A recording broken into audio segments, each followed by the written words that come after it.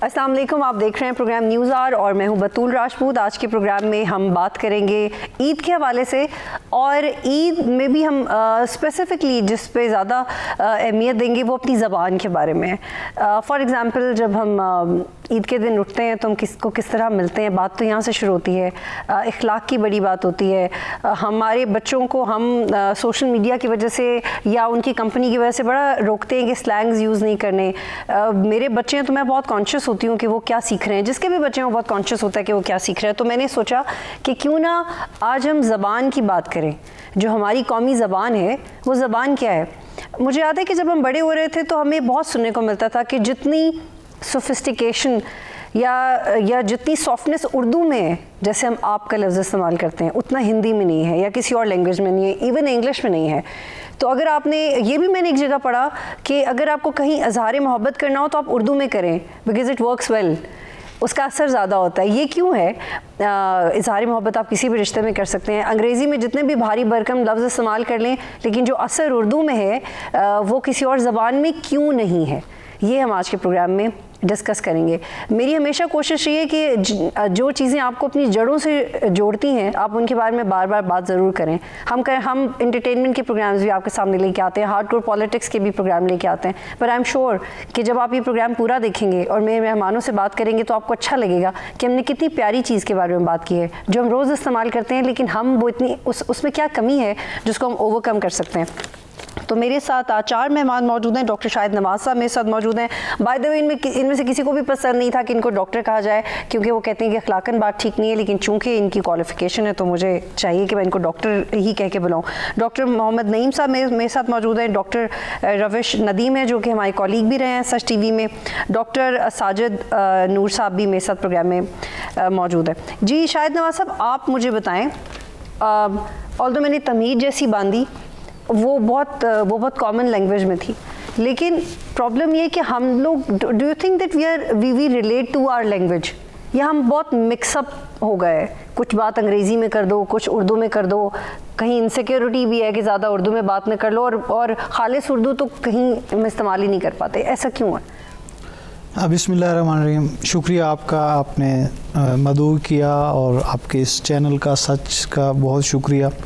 नाम आपके चैनल का बहुत दिलचस्प है, और यहाँ यकीनन सच के अलावा बोलना भी जो है ना वो मुनासिब बात नहीं है। देखिए, ज़बानों के जो मामलात हैं ये इनकी 3 तरह के जो है ना पस मंज़र होते हैं। इनके सकाफ़ती पस मंज़र हैं, इसके अलावा इनके कुछ सियासी पस मंज़र भी होते हैं, और तीसरा ये है कि आप जिसको हम मादरी ज़ुबान कहते हैं, आप जिस माँ की गोद में आँख खोलते हैं, वो भी एक अपना पस मंज़र जो है वो रखता है। मैं ये समझता हूँ कि हम कोई भी ज़बान बोलते हैं, इंसान कोई भी ज़बान बोलता है, तो उसकी बुनियादी वजह 2-3 स्टेप्स हैं। मसलन एक पहला ये है कि हम माँ की गोद से जो ज़बान सीख रहे हैं, मादरी ज़बान जिसे हम कहते हैं, वो बोलते हैं।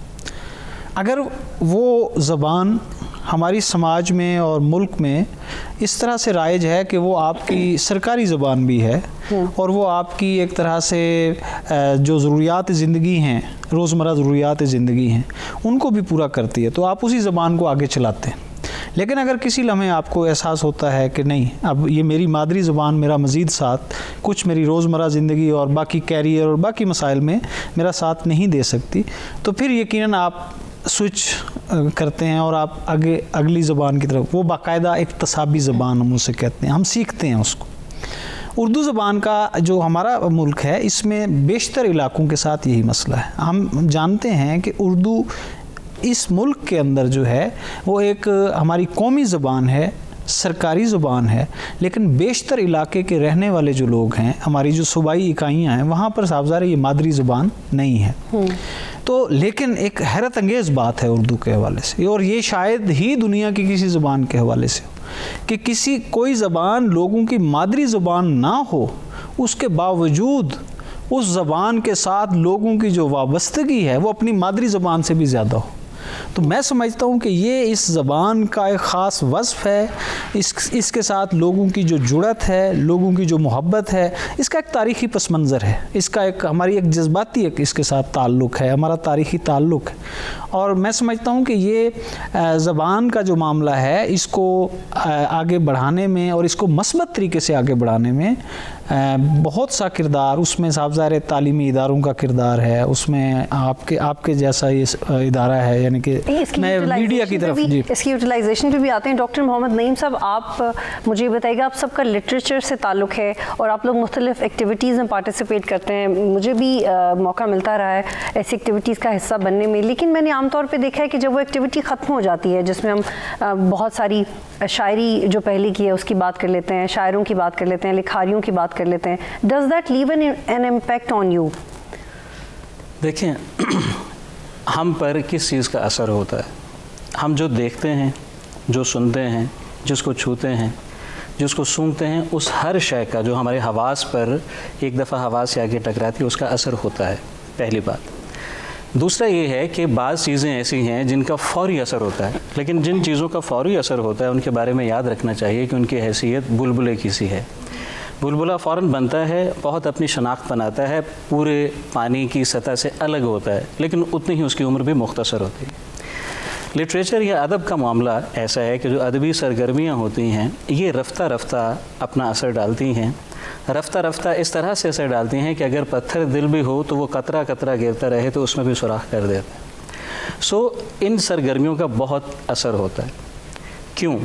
ہم اپنی عام زندگی میں بہتر بننا چاہتے ہیں. کیسے بنے ہم بہتر؟ اپنی روزمرہ زندگی گزارتے ہوئے لٹریچر ہے جو ہمیں راستہ دکھاتا ہے، ادب ہمیں بتاتا ہے کہ ایک بہتر انسان، بڑا انسان کیا ہو سکتا ہے.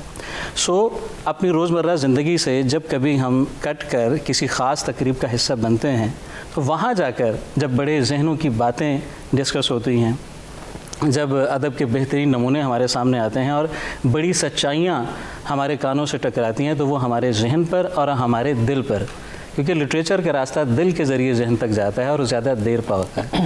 اس لیے ان کا امپیکٹ تو ہے. ٹھیک ہے. روش ندیم صاحب، آپ مجھے یہ بتائیے گا کہ ہم نے یہ پرسویزو اسکلز بھی پڑھے. میں میس کمیونیکیشن کی اسٹوڈنٹ تھی تو ہمیں بار بار یہ بات یاد کروائی جاتی تھی کہ آپ کے بولنے کے انداز کے اندر، آپ کی لکھی ہوئی خبر کے اندر، آپ کے کیے ہوئے پروگرام کے اندر، آپ کے لکھے ہوئے کالم کے اندر جو کمیونیکیشن ہے وہ بہت میٹر کرتی ہے. آپ نے جو لکھنا ہے وہ آپ نے لکھتے ہوئے یاد رکھنا ہے کہ وہ کسی نے پڑھنا بھی ہے. اتنی مشکل انگریزی یا اتنی مشکل اردو میں نہیں لکھ دینا کہ پڑھنے والا کہے یہ کیوں لکھ دیا بھائی، کیا ضرورت تھی اس کے لکھنے کی.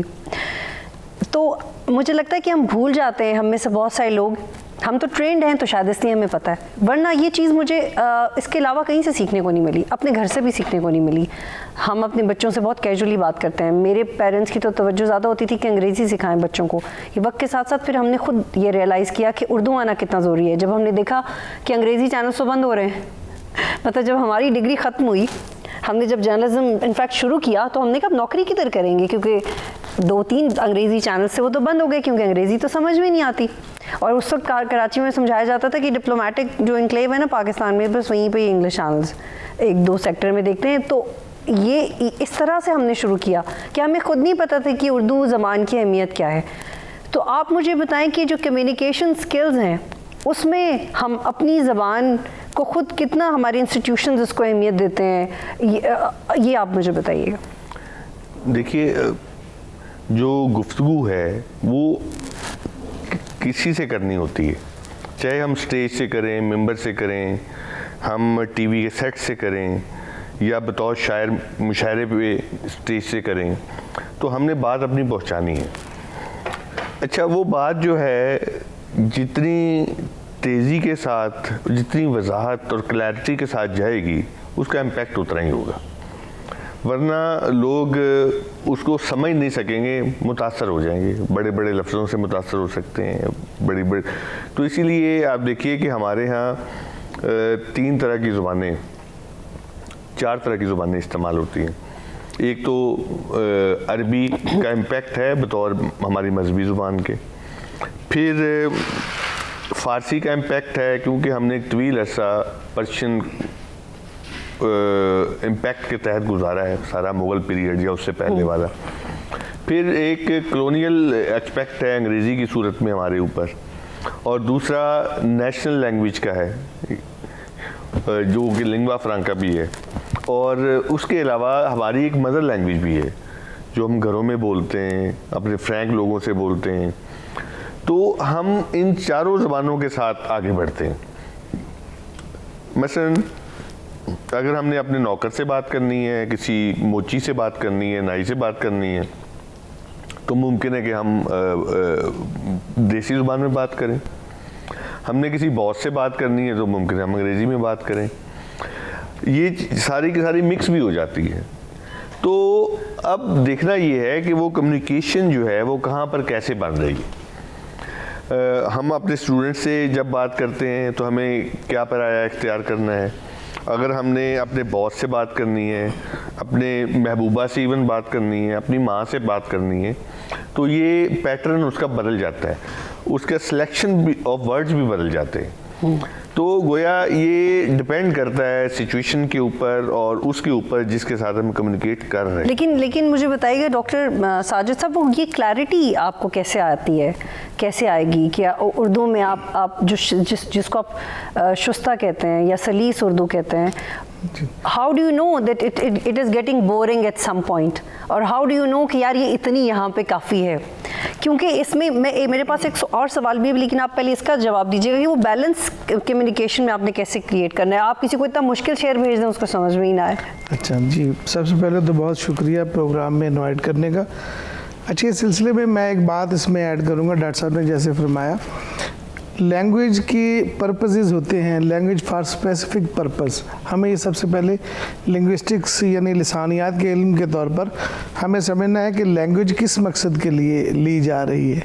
مطلب جیسے آپ جرنلزم کی بات کر رہے ہیں، میں نے جرنلزم کو لینگویج پڑھائی ہے. مطلب ایک ہوتا ہے لینگویج فار پروفیشنل پرپزز، اس کے لیے لینگویج اور ہوگی. لٹریچر کے لیے لینگویج اور ہوگی. لٹریچر میں بھی شاعر مطلب آزاد ہے، جس طرح کے تلازمیں، جس طرح کی تمثیلیں وہ جن الفاظ میں بیان کرنا چاہ رہا ہے وہ اپنے الفاظ چننے میں مطلب آزاد ہے. لیکن ایک لینگویج ہوتی ہے خط کی یا اخبار کی. اب خط اور اخبار کا جس کو آپ بھیج رہے ہیں یا جس کو مخاطب کر رہے ہیں، اس کے لیے وہ آسانی کا آپ ایک اسلوب لیتے ہیں جسے اسٹائل کہتے ہیں. عام طور پر جو لٹریچر کا اسلوب ہے یا لٹریچر کا اسٹائل ہے لکھنے کا، لٹریچر والا آزاد ہے، وہ جس طرح کا مرضی لفظ اپنے شعر میں، اپنے ناول میں لے. یعنی لٹریچر کا لکھنے والا جو لکھاری ہے اس کے لیے کوئی پابندی نہیں کہ وہ آپ کو سلیس ترجمہ کر کے دے، کیونکہ وہ تو پھر ہم جیسوں کو کرنا پڑ جاتا ہے نا. اصل میں لٹریچر وہ بھی ایک بہت چیلنج ہے. دیکھیں نا، لٹریچر کی مختلف شکلیں ہیں.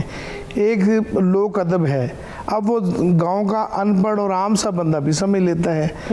مطلب لٹھے دی چادر اتے سلیٹی رنگ مائیا، اب یہ لوک ادب ہے. اس میں کبھی بھی وہ وکیبلری نہیں آئے گی جس کو ابھی آپ کہہ رہے تھے مشکل ہے. لیکن ایک لٹریچر وہ ہے جس کو آپ ادب عالیہ کہتے ہیں، ورلڈ لٹریچر ہے.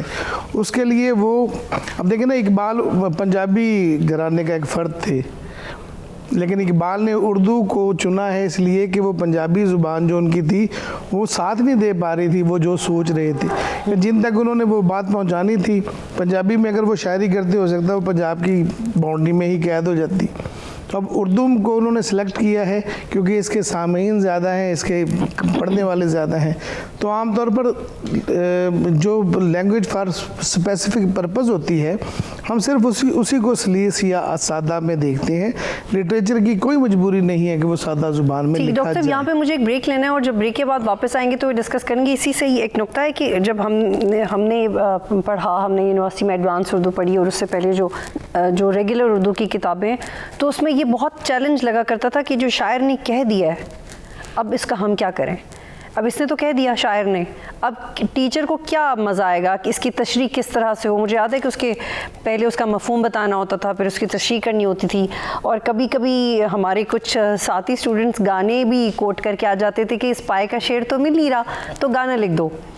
تو یہ I think it happens because you are not interesting in what you are doing. اور مجھے لگتا ہے کہ اس میں اسٹوڈنٹس کا اتنا قصور نہیں ہے, اس میں ٹیچرس کا بھی قصور ہے کہ آپ کو بتایا نہیں ہے کہ یہ کتنی زبردست چیز ہے. جیسے ہم لوگ کہتے تھے یار یہ تو شاعر روتا ہی رہتا ہے, فلاں شاعر تو روتا ہی رہتا ہے, یا فلاں شاعر تو بالکل ہی عجیب ہے, مطلب اس نے محبوب کو تو خدا ہی بنا دیا ہے. تو یہ جو انڈرسٹینڈنگ ہے لٹریچر کی, آپ جو اگر آپ تعارف کروا رہے ہیں ایک لٹریچر کا ایک گروپ آف اسٹوڈنٹس میں, تو یہ یاد دہانی, یہ یقین دہانی کروانا کتنا ضروری ہے کہ ان کو وہ سمجھ بھی آئے, کہ وہ مذاق نہیں بن جائے, ان کو فلموں کے گانے نہیں ڈالنے پڑے حوالے کے طور پہ, انہیں سمجھ میں آئے اور اس چیز سے کچھ نیا نکال سکیں. بریک لیتے ہیں, پھر سے بات کرتے ہیں.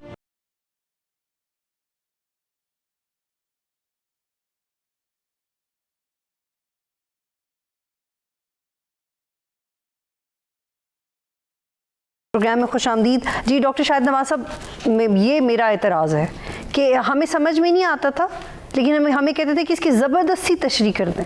جی یہ بہت اہم بات ہے, ڈاکٹر صاحب آپ کو بتائیں گے, لیکن اس کو چلائیں ذرا ہم اس بات کو, کیونکہ یہ آج کا بڑا کویشچن ہے. آپ جانتے ہیں کہ پچھلے 300 سال میں 400 سال میں, ڈاکٹر صاحب یہ آج کا نہیں ہے, یہ آج سے 15 سال پہلے کے جب ہم لوگ اسکول میں تھے, جب ہم لوگ, یہ میں آپ کو اپنا پرابلم بتا رہی ہوں, 400 سال, پچھلے 400 سال سے لٹریچر کا سب سے بڑا کویشچن عام لوگوں کے ساتھ یہ ہے کہ what is the role of literature, اس کا فائدہ کیا ہے, کیوں. جی میں بالکل آپ پہ بھی آتی ہوں. یہ مطلب اسٹوڈنٹ کو کیسے سمجھ آئے کہ شاعر کو کیا مسئلہ ہے؟ یہ اس میں بہت اہم فیکٹر ہے. ٹیچر جو ہے جو وہاں کلاس روم میں کھڑا ہے جس نے گفتگو کرنی, اس میں 2 بنیادی چیزیں. ایک یہ ہے کہ خالی زبان سیکھنے سے آپ کو لٹریچر نہیں آئے گا. زبان آپ کو, ہمیں یہ پتہ ہونا چاہیے کہ زبان کا ایک لغوی معنی ہوتا ہے جو لٹریچر کے لیے کبھی نہیں ہوتا, وہ سائنسز کے لیے ہوتا ہے, سماجی علوم کے لیے ہو سکتا ہے. مطلب گلاس کا مطلب, پانی کا مطلب ایک لغت کے اندر درج ہے جو سوسائٹی میں رائج ہے, وہ لفظ کبھی بھی اس معنی کے ساتھ ادب کے اندر استعمال نہیں ہوگا. ایک بات. اب یہ بات ہمیں بطور استاد خود سیکھنی ہے, اور پھر ہم نے یہ طالب علم کہ ادب کبھی بھی لغوی معنی میں نہیں ہوتا. شعر ہو, ناول ہو, کہانی ہو, کچھ بھی ہو, ہمیشہ وہ سمبولک ہوتا ہے, علامتی ہوتا ہے. جب یہ بات, دوسری بات, زبان کو اور لٹریچر کو سمجھنے کا, یا لٹریچر کے تھرو زبان کو سمجھنے کا جو بہترین طریقہ ہے, وہ زیادہ سے زیادہ اچھا اور معیاری لٹریچر پڑھیں. جو بات آپ کر رہی تھی کہ وہ ناول کے گانوں کے حوالے ہم کوٹ کراتے تھے یا اسٹوڈنٹس کراتے ہیں, اس کی وجہ دیکھیے, میں آپ کو ایک سادہ سی بات. ایک دن میں ایک نوجوان جو ایف اے کا نوجوان ہے, ہم اس کو ایک ماڈل بنا لیتے ہیں, ایک ایف اے کا جو نوجوان ہے وہ کتنے گانے سنتا ہے, اور اس کے مقابلے میں ایک نوجوان جو ہے ایف اے کا ہی نوجوان, وہ کتنے میر کے کتنے شعر پڑھتا ہے, وہ ناصر کاظمی کو کتنا پڑھتا ہے, وہ فیض احمد فیض کو کتنا پڑھتا ہے. اب یہ پرابلم ہے. اب گانے ان کے سامنے مختلف سورسز میں موجود ہیں جو آسانی سے ان کو میسر ہیں, اس کے مقابلے میں آپ کو جو شاعری ہے خاص طور پر وہ اتنی آسانی سے لوگوں کی اور اگر ہے خاص طور پچھلے 10-15 سال میں تو پرابلم ہی ہو گیا کہ سوشل میڈیا پہ آپ کو بے وزن اور بے تک شاعری اور اس طرح کی چیزیں مل رہی ہیں جس میں زبان کے مسائل ہیں, جس میں اوزان کے مسائل ہیں, جو شعر نہیں ہیں. اب نوجوان اس پہ بیٹھا ہے, وہاں میر نہیں ہے, وہاں غالب نہیں ہے, وہاں فیض نہیں ہے, یہ مسائل ہیں. اب آپ کو لٹریچر پڑھنا پڑے گا, یہ باقاعدہ آپ کو اس کے لیے جیسے باقی کام ہے نا, جب ہم لٹریچر کے بارے میں یہ سمجھ لیں گے نا کہ یہ سوسائٹی کا یا کسی بھی سماج کی بنیادوں میں ایک بہت اہم کردار ہے اس کا, اس کی بنیادیں تعمیر کرنے میں, تبھی ہم. لیکن یہ کنوے کیسے ہو ڈاکٹر صاحب, آپ بتائیے کنوے کیسے کریں گے, بہت اہم ہے یہ کنوے کیسے کرنے کی, یہ بنیادی ہے. اس میں نا 2-3 چیزیں ہیں ہمیں جو سمجھنے کی ضرورت ہے. جیسے شروع میں بات ہوئی, ڈاکٹر شاہد نواز صاحب نے بات کی کہ ہماری مدر لینگویج اور ہے, جبکہ ہماری جو نصاب کی زبان ہے وہ مختلف ہے, ہماری جو سرکاری کاموں کی زبان ہے وہ مختلف ہے. ایک بات یاد رکھیے کہ ہم کسی دوسری زبان میں سوچنا سیکھ سکتے ہیں, محسوس کرنا سیکھ نہیں سکتے, پہلی بات. دوسرا یہ ہے کہ ایک خاص طرح کا رومانس ہے ہمارے اندر کہ ماضی میں یہ ہوتا تھا, میر کے ساتھ لوگ بیٹھتے تھے اور مشاعرہ پڑھتے تھے. ہمارا جو بیسک اس وقت میڈیم ہے وہ اسکرین ہے, وہ اسکرین ٹی وی کی ہو, وہ اسکرین سنیما کی ہو, وہ موبائل کی ہو, کمپیوٹر کی ہو, فیس بک کی ہو, کسی کی بھی وہ اسکرین ہے جو ہر وقت آپ کے ارد گرد موجود ہے چیز, اسی سے آپ نے سیکھنا ہے. اب کرنے کا کام یہ ہے جو اصل مسئلہ ہے، دو طرح سے ہم ریلیٹ نہیں کر پا رہے کہ جو ہمارا کلاسیکی ادب ہے، وہ میر صاحب ہوں یا غالب ہوں یا باقی ہوں شاعر، وہ سارے جس طرز احساس اور جس سماج میں پیدا ہوئے وہ طرز احساس اور اقدار اب بدل چکی ہیں. یہ ہمیں اب تسلیم کر لینا چاہیے کہ وہ تبدیل ہو چکا ہے، ہم چاہیں یا نہ چاہیں وہ ہو چکا ہے. دوسری بات کہ یہ ایک جب ہم جوان ہو رہے ہوتے ہیں، پل بڑھ رہے ہوتے ہیں، اپنا بچپنا گزارتے ہیں، تو ہم اپنے ارد گرد جو زبان سنتے ہیں ان میں انہوں نے نہیں لکھا، ہم کسی اور زبان کو سن رہے ہوتے ہیں، وہ پنجابی ہو، سرائکی ہو، پشتو ہو، بلوچی ہو، اس میں ہم سن رہے ہوتے ہیں. سو وہ جو ایک انسلاک ہے ہمارا ذہنی طور پر اور احساس کی سطح پہ وہ نہیں ہو پاتا. اب تیسری بات جو میں نے عرض کیا کہ ہماری چونکہ سکرین کا زمانہ ہے تو سکرین پر تو یہ لوگ نہیں ہیں. کیوں نہیں ہیں؟ اس کی ایک وجہ آپ کے اسکول کا استاد ہے.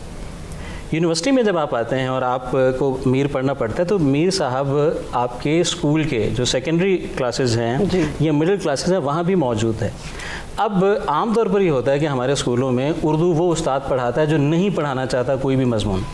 یعنی جس طرح یونیورسٹی میں ہر مضمون کا ایک اختصاص اور اسپیشلائزڈ استاد موجود ہے، اردو کا نہیں ہوتا. جو ایس ایس ٹی ٹیچرز ہیں، جو بہتر استاد ہیں، وہ سائنسز کی طرف لگا دیے جاتے ہیں، اور جس کا دل نہیں کرتا پڑھانے کو اس کو آپ کہتے ہیں کہ جی اردو، اور وہ آگے کیا کرتا ہے، وہ کہتا ہے کہ بیٹھ جاتا ہے آگے کلاس میں اور کہتا ہے چلو بشیر اب تم پڑھو، چلو بھی احمد اب تم پڑھو. ایگزیکٹلی. بریک لیتے ہیں پھر سے بات کرتے ہیں.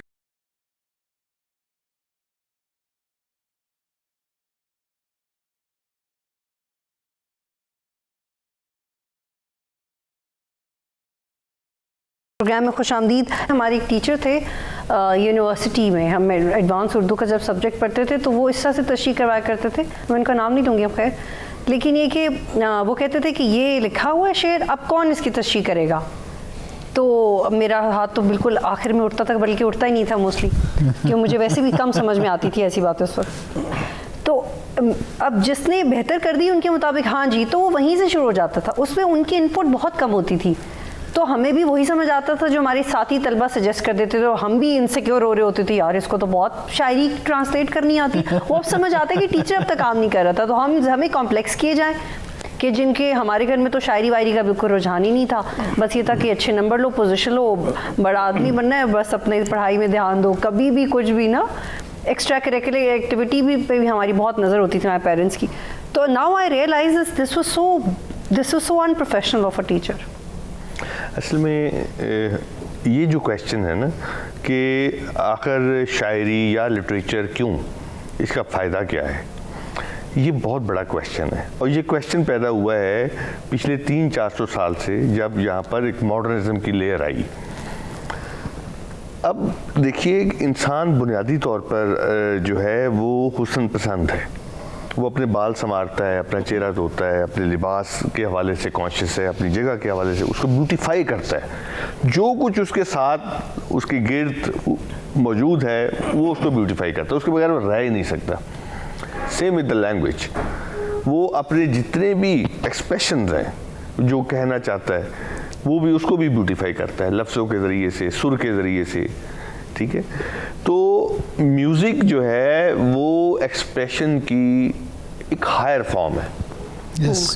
اسی طرح جو شاعری ہے وہ بھی اس کی ایک ہائر فارم ہے. ہم ویسے کسی کو کہہ دیتے ہیں جناب جی کہ تم مجھے تنگ نہ کرو، تو یہی بات جب شاعر کہتا ہے اور یہی بات جب میوزک میں ڈلتی ہے تو یہ گویا انسان کی فطرت بھی یہ چیز ہے.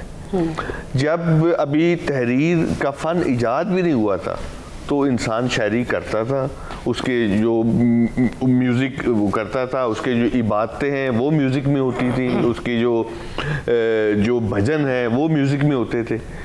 تو ایک تو یہ ہے کہ یہ آپ نے وہ کہا نا تنگ، تو میرے ذہن میں وہ آ گیا شعر کے نکت باد بہاری راہ لگ تجھے اٹکیلیاں سوجی ہم بیزار بیٹھے ہیں. تو ایک تو یہ ہے. پھر یہ ہے کہ ماڈرن دور میں جب اس نے کہا کہ چیزیں جو ہیں ان کی صرف میٹیریلسٹک ویلیو ہوتی ہے، کہ یہ ایک پیراسیٹامول کی گولی ہے، ہم کھاتے ہیں ہم ٹھیک ہو جاتے ہیں، یہ ہیٹر ہے ہم آن کرتے ہیں سردی سے بچتے ہیں. شاعری کا کیا فائدہ ہے؟ تو شاعری کا فائدہ ہم چونکہ اس کی سلونیس کے ساتھ ہے کہ وہ آپ کی اسٹیٹکس کو بڑھاتی ہے، وہ آپ کی سوچ کو بہتر کرتی ہے، وہ آپ کے اندر ایک سویلائزڈ اور کلچر کلچرڈ ایفرٹ پیدا کرتی ہے.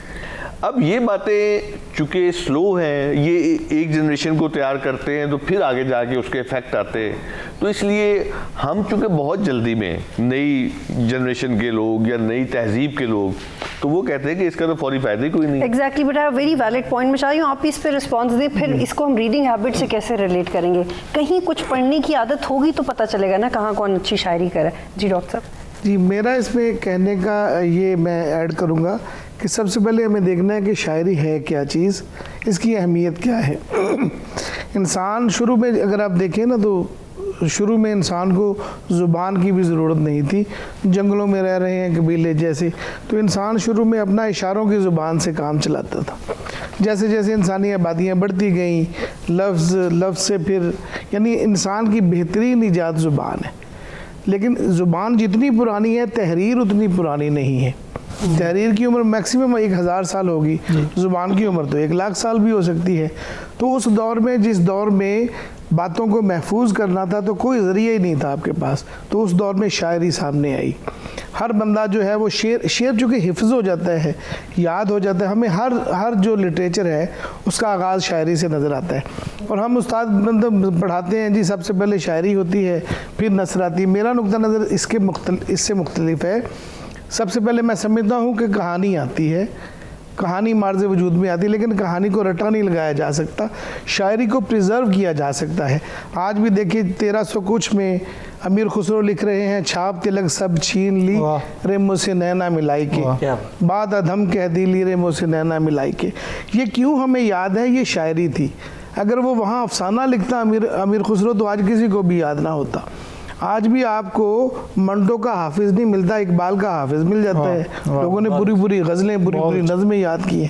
تو اصل میں ایک خاص ردم ہے. شاعری کی تعریف یہ ہے کہ یعنی منتخب الفاظ کی بہترین ترتیب کو شاعری کہتے ہیں.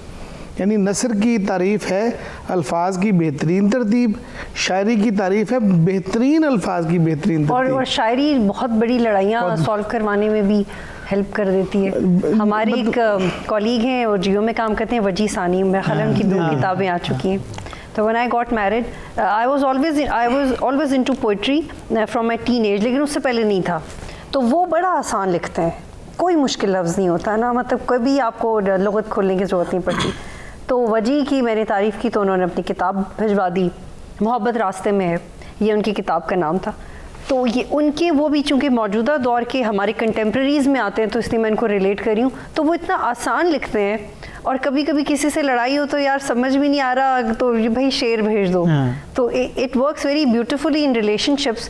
لیکن مجھے لگتا ہے کہ ہم چونکہ ہمیں انٹروڈیوس نہیں کروایا جاتا, ہمارا ایسا ماحول نہیں ہے ہمارے تعلیمی اداروں کا, وہ تو خود کبھی دھکے کھاتے ہوئے کہیں شاعری آپ کے سامنے آ جائے زندگی میں تو آپ کو احساس ہوتا ہے کہ یار میرا شعور کتنا بڑا ہے شاعری سے. جی, اس میں ایک اہم بات جو ہے نا, جدھر بات گھوم پھر کے آ رہی ہے, کمیونیکیشن والا مسئلہ, وہ یہ ہے کہ میر کے عہد میں میر جہاں پر رہتا تھا یا غالب جہاں پر رہتا تھا وہاں کی بول چال میں یہ زبان عام تھی.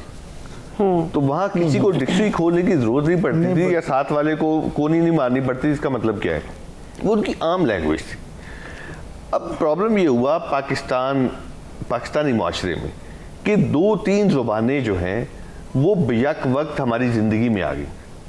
نمبر 1 سرکاری, جیسے میں پنجابی ہوں, یہ سرائکی ہوں گے, لیکن ہم نے جو پڑھا ہے وہ اردو میں پڑھا ہے یا انگریزی میں پڑھا ہے, اور مسجد میں جاتے ہیں تو ہم عربی پڑھتے ہیں.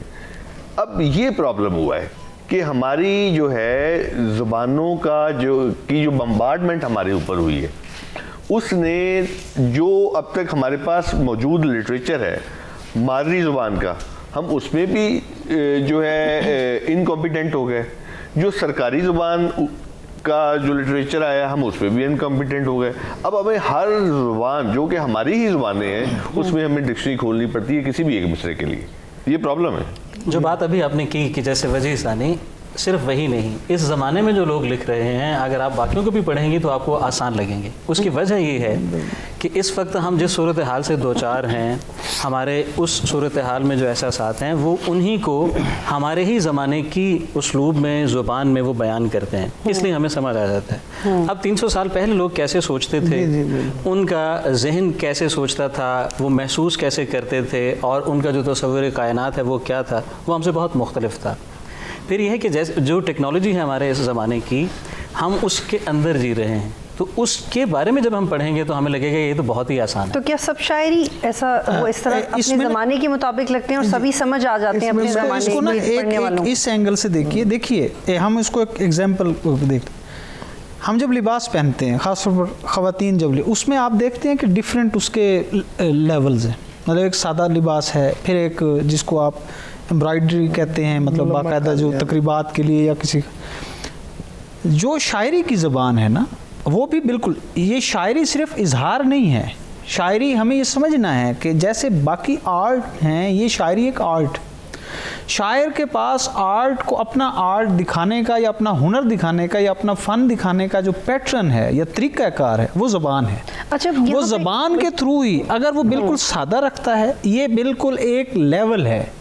اس کے بعد وہ مختلف سٹیپس ہیں جہاں وہ اپنا اظہار کرتا ہے کہ وہ فنی طور پر کتنا کمال رکھتا ہے، اور وہ ایک زبان کے اندر رہ کر، ایک ہی زبان کے اندر رہ کر، جس کو ہم شاعری کی زبان میں ہم کہتے ہیں کہ یہ مختلف شعری صنعتیں ہیں، کہ وہ اپنے اس اظہار کو کیونکہ وہ شاعری صرف بات کرنے کے لیے نہیں کر رہا ہوتا. شاعری کے اندر یاد رکھیے بات کرنا کوئی بہت اہم بات نہیں ہے، اصل میں یہ ہے کہ بات کیسے کر رہا ہے کوئی، کیونکہ وہ اپنے آپ کو یہ بتانا چاہتا ہے. ہم غالب کو اس لیے نہیں یاد رکھتے کہ اس نے کوئی بڑی فلسفیانہ بات کی ہے یا میر کو.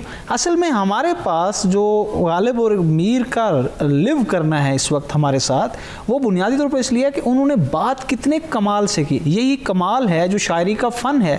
اور کوئی بھی یہ جو آپ جس شاعری کی ہم بات کرتے ہیں، یاد رکھیے یہ ایک زمانے میں رائج ہوتی ہے. 10 15 20 سال اس کی عمر ہوتی ہے، جس کو ہم سمجھ رہے ہیں نا کہ فوری طور پر سمجھ آ جاتی. اس میں عمومی طور پر یہی پہلو ہوتا ہے کہ 10 15 20 سال اس جنریشن، جس جنریشن کے ساتھ وہ شاعری پیدا ہوئی، اسی کے ساتھ وہ ختم ہو جائے. اگلی جنریشن کی شاعری نہیں ہوگی. ہاں، this thing is very new for me. بہت سینئر، بہت سینئر، جن کی عمر 70 برس سے بھی زیادہ ہے، وہ ایک شاعر ہیں، احمد مشتاق. میں ایک شعر آپ کے سامنے ان کا رکھتا ہوں. یہ پانی خاموشی سے بہہ رہا ہے، اسے دیکھیں کہ اس میں ڈوب جائیں. اب وہ بہت سینئر شاعر ہیں، لیکن اس میں کوئی پیچیدگی نہیں ہے جو کم از کم زبان کی سطح پر ہمیں پریشان کرے کہ ہم اس کو کیسے سمجھیں. وہ نہیں ہے، کیونکہ یہ ہمارے زمانے میں وہ تو سارا میر سارے کا سارا ایسے ہے. آپ میر کو پڑھیں، پرابلم یہ نہیں ہے. سر وہ جو میر کو پڑھا تھا تمہارے ٹیچر وہی ہے نا. وجہ بیگانگی نہیں معلوم، تم جہاں کے ہو وہاں کے ہم بھی ہیں. اب مجھے بتائیے اس میں کس کو نہیں سمجھ آ رہی؟ پرابلم یہ ہے کہ ہم پڑھ نہیں رہے، ہم پڑھ نہیں رہے. Exactly, I am coming to that. Add کروں گا ایک چیز. بات ہو رہی تھی کہ اسٹوڈنٹ کو یا طالب علم کو کلاس میں شاعری کیوں سمجھ نہیں آ رہی.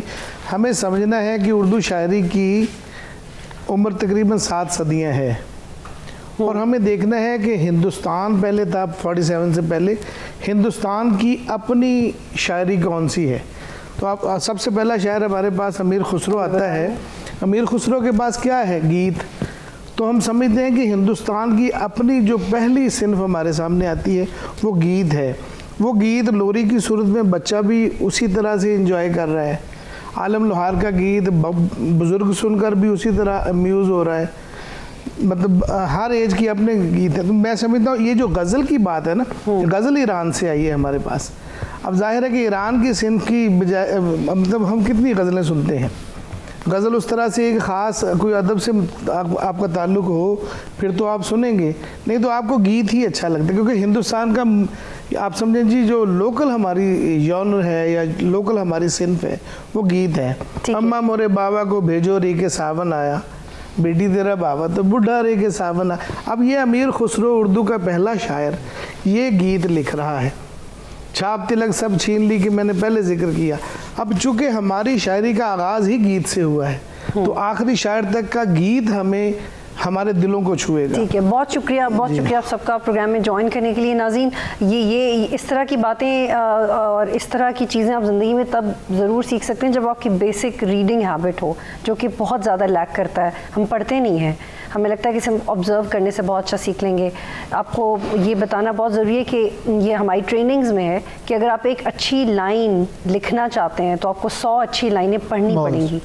आप 100 अच्छी लाइनें पढ़ेंगे तो आप एक अच्छी लाइन लिख सकते हैं। ईद मुबारक, अल्लाह हाफ़िज़।